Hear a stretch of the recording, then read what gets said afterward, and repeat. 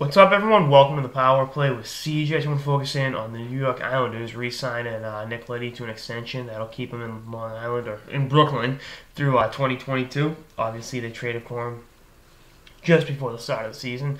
Him and Johnny Boychuk back in October, and I really like the fact that they were willing to show him the money to keep him around. They really built this blue line, in terms of the organizational depth, really well. And I think looking at a guy like Leddy. Him and Johnny Boychuk are both building blocks, and I think they got to get a deal with Boychuk done. I think Boychuk's going to want a similar deal to what Brooks Orpik got, and he definitely warrants that. He's a hell of a hockey player, and he's quite frankly better than Brooks Orpik, to put it really, really bluntly. But I like what these two bring to the table. I like they brought in Stanley Cup experience. Both guys obviously they both won a Stanley Cup. Played each other in the Stanley Cup final once upon a time too. Their teams did, the Blackhawks and the Bruins. And then you look at the Islanders, prospects in the system on defense. You look at a Griffin Ryder, a Ryan Pulak, guys like that. Keeping them down in the minors is good. Allows them to get seasoning. You're not putting them in situations where they can't succeed.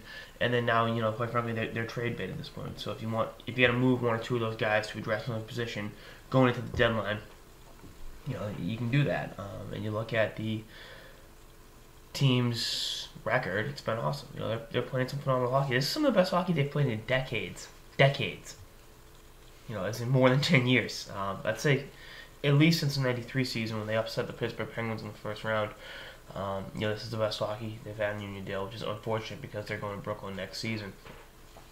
But, I really like what this team's doing, and, I think that they're going to continue to do well, and, it looks like they've turned a corner. It's time to figure it out, and that means a lot because they've always had talented players, but just the management staff's been, really, really stupid and been unable to, build upon that. But again, I really like what I'm seeing from the Islanders, and I think they're a force to be reckoned with in the Eastern Conference this season. Keeping Leddy around and getting the contract, ensuring that there's not a contract distraction, definitely, helps their cause and makes them an even more, complete and dangerous team, going forward. Anyway, that's what's to the Power Play with CJ on the New York Islanders re-signing Nick Leddy. Stay tuned for episodes for the season and beyond. Later, guys.